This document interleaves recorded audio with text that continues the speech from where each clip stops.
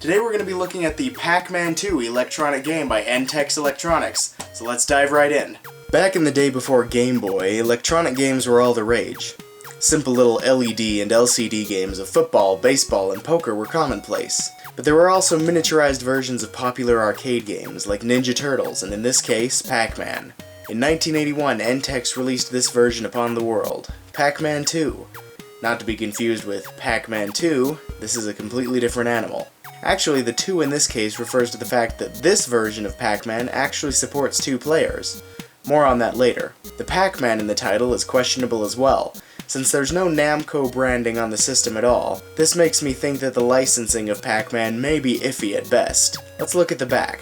On the back, we can see that there is an instruction sticker, which is a necessity since turning on the game requires multiple switches and button presses. There are 2 battery doors which open to reveal that the system takes 4 big-ass C batteries. Back in the bad old days, this was acceptable. Not so much now. Back to the front of the system, we can see that there are multiple switches on the bottom, or the left of the screen, depending on how you have it oriented. These select skill, number of players, and whether you want sound or to mute the system. But who would want to mute this?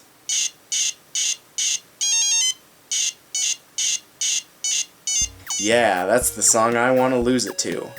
As you can see, the graphics and audio aren't winning any awards. The visuals are blinky and the audio is bloopy. But that's what electronic games are like. Admittedly, it makes it a bit hard to play a game as occasionally fast-paced as Pac-Man, but that doesn't stop this from being one fun little conversation piece. A game that you can just throw on your coffee table and leave there for when company comes over. And as I said earlier, there is a 2-player mode for just such an occasion. In a rare stroke of genius, not usually reserved for handheld electronic games, Pac-Man 2 takes the route of letting Player 2 control a ghost, something that should have been included in every iteration of Pac-Man since this handheld came out, but is sadly missing from most retro entries in the series. It can be a buttload of fun chasing someone around as a ghost, or as Pac-Man.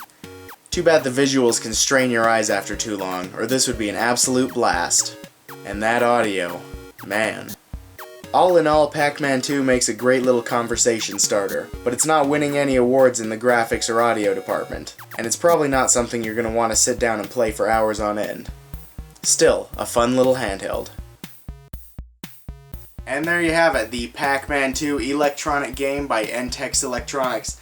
Not a fantastic representation of Pac-Man, but a good conversation piece. If you enjoyed this video, please like, comment, and subscribe, and I'll see you next time. Thanks for watching.